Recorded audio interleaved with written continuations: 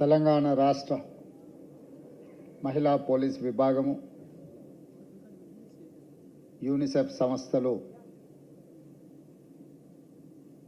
తెలంగాణ రాష్ట్రంలో మహిళలకు రక్షణ ఉంటుంది, రక్షణ ఉండాలి అనే కార్యక్రమాన్ని ఏర్పాటు చేసి నాతో పాటు ఈ కార్యక్రమంలో సాయి ధరమ్ తేజ్ని, తెలంగాణ పోలీస్ విభాగ అధిపతి శివధర్ రెడ్డి గారిని, ఇతర పోలీసు ఉన్నతాధికారులను ఆహ్వానించిన చారు సిన్హా గారికి, ఇతర ఉన్నతాధికారులందరికీ రేపు మనం జరుపుకోబోయే మహిళా దినోత్సవ శుభాకాంక్షలు.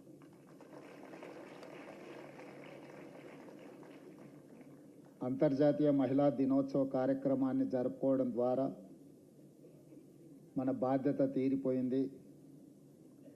మన రాష్ట్రంలో, మన దేశంలో మహిళలకు సంపూర్ణమైన రక్షణ కల్పించమని ఎవరైనా భావిస్తే అది అసంపూర్తి అని నేను భావిస్తున్నాను. అందుకే ఈనాడు తెలంగాణ రాష్ట్ర ప్రభుత్వం ఒక మహిళ నాయకత్వం వహించిన పార్టీ నుంచి ఏర్పడ్డది. తెలంగాణ ఏర్పాటు బిల్లును ఇంకొక మహిళా లోక్సభ స్పీకర్గా బాధ్యత నిర్వహించి ఈ రాష్ట్రాన్ని ఏర్పాటు చేయడం జరిగింది. ఈ దేశానికి రాష్ట్రపతిగా, ఈ దేశానికి ప్రధానమంత్రిగా, ఈ దేశంలో లోక్సభ స్పీకర్గా, వివిధ రాష్ట్రాలలో ముఖ్యమంత్రులుగా మహిళలకు అవకాశం ఇచ్చిన 140 సంవత్సరాల చరిత్ర కలిగిన కాంగ్రెస్ పార్టీకి ఈరోజు తెలంగాణ రాష్ట్రంలో ప్రజలు అధికారం కట్టబెట్టింది. ప్రతిభా పాటిల్ కావచ్చు, శ్రీమతి ఇందిరాగాంధీ గారు కావచ్చు, శ్రీమతి సోనియా గాంధీ గారు కావచ్చు, శ్రీమతి మీరా కుమార్ కావచ్చు, ఇలా చెప్పుకుంటూ వెళ్తే స్వతంత్రానికి ముందు, స్వతంత్రం వచ్చిన తర్వాత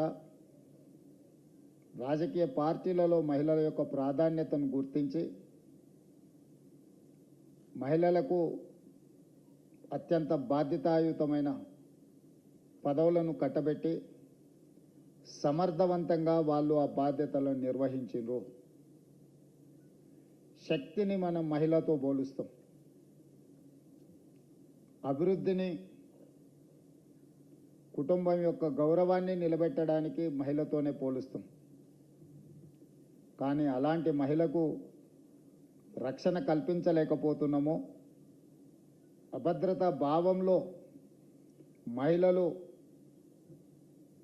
ప్రతిరోజు ఇంటి నుంచి బయలుదేరుతున్నారు అని అంటే అది ఏ యొక్క రాష్ట్ర ప్రభుత్వానికి గౌరవం కాదు. అందుకే తెలంగాణ రాష్ట్ర ప్రభుత్వం ఈ రాష్ట్రంలో ఇంతకుముందు మహిళా వేధింపు కార్యక్రమాలు పట్టణాలకే పరిమితమయ్యేది, లేదా కొన్ని కళాశాలలోనో లేకపోతే పబ్లిక్ ప్లేసెస్లోనో మహిళలు వేధింపులకు గురయ్యేది. సాంకేతిక పరిజ్ఞానం పెంపొందిన ఈ సమయంలో cyber crime, social media also is playing a crucial role in harassment of women. Here we have to take some responsibility. We have to correct ourselves. మనల్ని మనము సవరించుకొని మన బాధ్యతలను మనం నెరవేర్చాల్సిన సందర్భం వచ్చింది. ఇంతకుముందు ఉన్నతాధికారులు మాట్లాడుతూ అమ్మాయిలు ఇంట్లో నుంచి బయలుదేరినప్పుడు జాగ్రత్తగా ఉండను, లేకపోతే ఏదైనా తప్పు జరిగితే అమ్మాయిలనే తప్పు పట్టడము, ఇలాంటివన్నీ మన వ్యవస్థలో వేళ్ళూనుకున్న ఒక దుష్ట సాంప్రదాయం.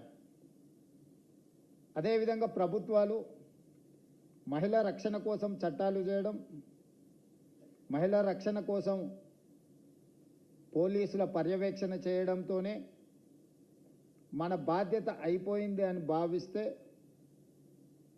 మన బాధ్యత పూర్తి అవ్వలేదు. ఈరోజు సమాజంలో ఉండే మనము చట్టాలను చేయడము, పోలీసులు పర్యవేక్షణ చేయడమే కాదు, ఒక సోషల్ రెస్పాన్సిబిలిటీ మనం తీసుకున్నప్పుడే ఆ సమస్యకు పరిష్కారం దొరుకుతుంది అని చెప్పి నేను భావిస్తున్నా. సోషల్ రెస్పాన్సిబిలిటీ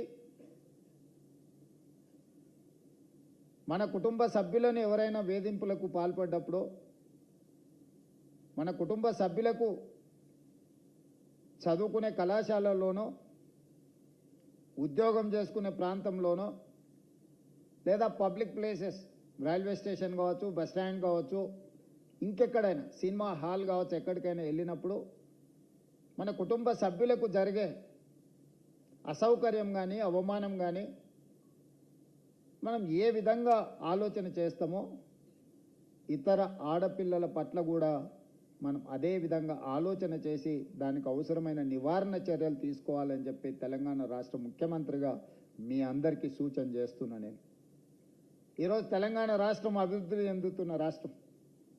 ఈ రాష్ట్రంలో మన మహిళల కోసం ఎన్నో నిర్ణయాలు తీసుకుంటున్నాం. ఈరోజు మహిళలకు కుటుంబానికి రేషన్ కార్డు ఇచ్చినా మహిళా పేరు మీదనే ఇవ్వాలనుకుంటున్నాం.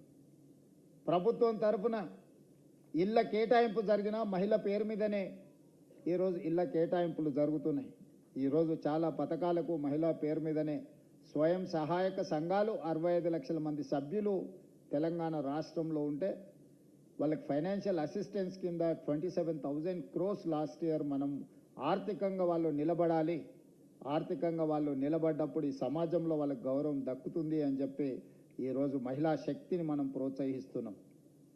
ఈరోజు హైటెక్ సిటీ అంటే మైక్రోసాఫ్ట్, ఇన్ఫోసిస్ లేదా విప్రో లాంటి ఐటీ కంపెనీలే కాదు, ఆ పక్కనే ఇందిరా మహిళా శక్తి స్టాల్స్ అని చెప్పి మహిళలకు ప్రపంచ స్థాయిలో వాళ్ళు ఉత్పత్తి చేసే వస్తువులను ప్రదర్శించడానికి 3 ఎకరాల స్థలాన్ని 100 కోట్ల రూపాయల విలువ చేసే వసతులను అక్కడ తెలంగాణ రాష్ట్ర ప్రభుత్వం ఏర్పాటు చేసింది. ఈరోజు గ్రామీణ ప్రాంతాలలో ఉండే తెలంగాణ మహిళలు తయారు చేసే ఉత్పత్తి చేసే వస్తువులను అమెజాన్ ప్లాట్ఫామ్ మీద రాష్ట్ర ప్రభుత్వం ఒప్పందం చేసి వాళ్ళు ఉత్పత్తి చేస్తున్న వస్తువులను ప్రపంచ స్థాయిలో ఈరోజు మార్కెటింగ్ చేసుకోవడానికి అమెజాన్తో తెలంగాణ రాష్ట్ర ప్రభుత్వం ఒప్పందం చేసింది. సోలార్ బిజినెస్ అంటే మనమందరం అదానీ అంబానీలే అనుకుంటున్నాం. ఈరోజు స్వయం సహాయక సంఘాలు తెలంగాణ రాష్ట్రంలో ఉన్న వాళ్లకు 1000 మెగావాట్ సోలార్ పవర్ ఉత్పత్తి చేసి తెలంగాణ విద్యుత్ శాఖకు అమ్మే విధంగా ఈరోజు ఆర్థికంగా వాళ్ళను నిలబెట్టి ఈరోజు సోలార్ విద్యుత్ ఉత్పత్తి అదానీ అంబానీలతోని ఆడపిల్లలు పోటీ పడే విధంగా తెలంగాణ రాష్ట్ర ప్రభుత్వం ఈరోజు అవకాశం ఇచ్చింది. అదేవిధంగా తెలంగాణ రాష్ట్రంలో ఆర్టీసీ బస్సుల్లో మహిళలకు ఉచిత ప్రయాణం ఏర్పాటు చేస్తే చాలామంది మహిళలు బస్సుల్లో ఉచిత ప్రయాణం మాత్రమే చేయగలరని భావిస్తున్నారు. కానీ ఆర్టీసీకి 1000 బస్సులను కొనుగోలు చేసి 1000 బస్సులకు తెలంగాణ స్వయం సహాయక మహిళలు యజమానులుగా మారి ఆర్టీసీకి ఈరోజు ట్రాన్స్పోర్ట్ కార్పొరేషన్కి ఈరోజు వాళ్ళు బస్సులను పెట్టి ఈరోజు తెలంగాణ రాష్ట్రంలో నడుపుతున్న బస్సుల్లో 1000 బస్సుల భాగస్వామ్యం ఈరోజు మహిళల చేతుల్లో ఆర్థిక శక్తిని పెంచడానికి ఈరోజు తెలంగాణ రాష్ట్ర ప్రభుత్వం వాళ్ళకి అవకాశం ఇచ్చింది. ఇదే కాదు, తెలంగాణ రాష్ట్ర ప్రభుత్వం వివిధ జిల్లాలలో ప్రభుత్వ స్థలాలను కేటాయించి పెట్రోల్ బంకులు నడపడానికి ఈరోజు ఆడపిల్లలకే స్వయంగా పెట్రోల్ బంక్స్ నిర్వహించడానికి ఈరోజు మహిళా శక్తి ఈరోజు మనం ప్రోత్సహిస్తున్నాం. ఎక్కడ అవకాశం ఉంటే అక్కడ ఆడపిల్లలకు ఈరోజు ఆర్థికంగా నిలబడడానికి అవకాశం ఇచ్చినాం. అదే కాదు, దేశంలోనే మొట్టమొదటిసారి మహిళా యూనివర్సిటీకి వీరనారి చాకలి ఐలమ్మ స్ఫూర్తిని, పోరాట స్ఫూర్తితో ఈరోజు మహిళా యూనివర్సిటీకి వీరనారి చాకలి ఐలమ్మ పేరు ఈరోజు మనం పెట్టుకోవడం జరిగింది. అంతెందుకు, తెలంగాణ రాష్ట్రానికి తెలంగాణ తల్లి అని ఒక ఆడబిడ్డనే మనం ఒక అమ్మగా ఈరోజు తెలంగాణ రాష్ట్రానికి ఒక స్ఫూర్తిని, ఒక మూర్తిని ఈరోజు మన ప్రభుత్వం అందించుకున్నది. అంటే ఈ తెలంగాణ రాష్ట్రంలో మొన్నటి వరకు చీఫ్ సెక్రటరీగా కూడా ఒక మహిళా అధికారే ఉండే. నేను వచ్చిన తర్వాత ఆల్మోస్ట్ 1.5 years. సో ఈరోజు విజిలెన్స్ అండ్ ఎన్ఫోర్స్మెంట్ డీజీ షికాగో, anti corruption bureau DG Shri Charu Sinha గారు, వివిధ శాఖలకి ఈరోజు పోలీస్ డిపార్ట్మెంట్లో అత్యంత కీలకమైన శాఖలు మహిళా అధికారులే. Education secretary, principal secretary Yogita Rana, municipal principal secretary T Sridevi. ఈరోజు కీలకమైన శాఖలన్నిటిని కూడా చాలా జిల్లాలకు ఎస్పీలుగా, చాలా జిల్లాలకు కలెక్టర్స్గా, ఇంక్లూడింగ్ హైదరాబాద్ కలెక్టర్ మహిళల చేతుల్లో ఈరోజు ఈ ప్రభుత్వం అధికారాన్ని అందించింది. ఈ రాష్ట్ర ప్రభుత్వానికి మహిళల యొక్క శక్తి, మహిళల యొక్క నైపుణ్యం పట్ల సంపూర్ణమైన విశ్వాసం ఉన్నది. కానీ తెలంగాణ రాష్ట్రంలో ఇంకా మహిళలకు సంపూర్ణమైన రక్షణ ఉన్నదా అంటే కొంచెం ఆలోచన చేయాల్సిన పరిస్థితులు ఉన్నాయి. అందుకే ఈరోజు తెలంగాణ రాష్ట్ర ప్రభుత్వం దేశంలోనే మహిళలకు అత్యంత భద్రత కలిగిన రాష్ట్రంగా తెలంగాణను తీర్చిదిద్దాలి అని ఈరోజు ఒక మంచి కార్యక్రమాన్ని తీసుకొని ఈరోజు మిమ్మల్ని అందరిని ఆహ్వానించి, ఈరోజు ఇక్కడ 1/3 అమ్మాయిలు ఉంటే 2/3 మేల్ ఫీమేల్ కాంబినేషన్ ఉంది. వాళ్ళ రక్షణ వాళ్ళకు వదిలేయకుండా వాళ్ళ రక్షణ ఇక్కడున్న మనమందరం తీసుకుంటే ఖచ్చితంగా 100% తెలంగాణ రాష్ట్రంలో మహిళలకు రక్షణ అందించబడుతుంది అని నేను భావిస్తున్నా. అందుకే మహిళల రక్షణ కోసము తెలంగాణ యువకులు ఒక బ్రాండ్ అంబాసిడర్గా నిలబడాలి. మనం ఎంత విజయం సాధించినా మహిళలను ఆర్థికంగా నిలబెట్టినప్పుడే ఆ కుటుంబము, ఆ రాష్ట్రము, ఆ దేశము ఆర్థికంగా బలపడుతుంది.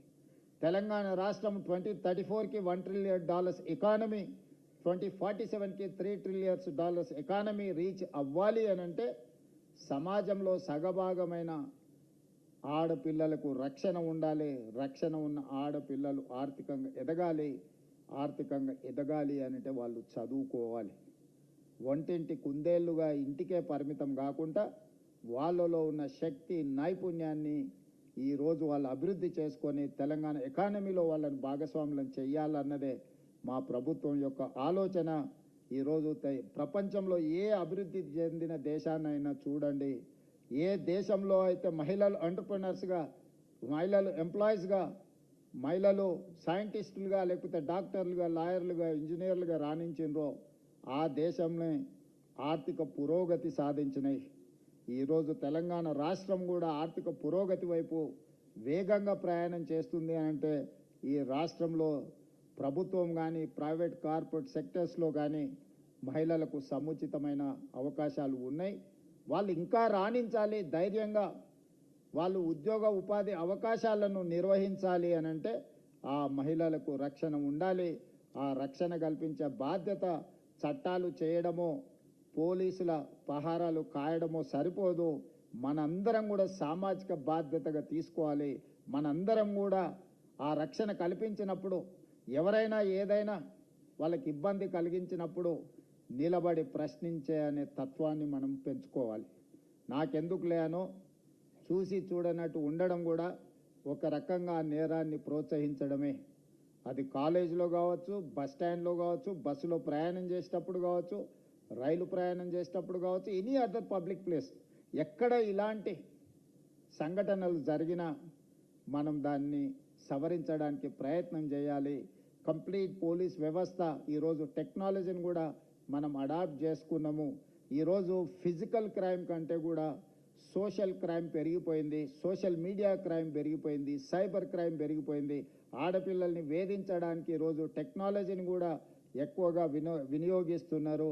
డీప్ ఫేక్ వీడియోస్ తయారు చేస్తున్నారు. వీటన్నిటిని కూడా మనం ప్రభుత్వ పరంగా నియంత్రించడానికి మన సైబర్ క్రైమ్ డిపార్ట్మెంట్ని కూడా ఎంపవర్ చేసినాం. Chicago is working on that. And ఈ రక్షణకు సంబంధించి కూడా చారు సిన్హా గారు పూర్తి స్థాయిలో ప్రయత్నం చేస్తున్నారు.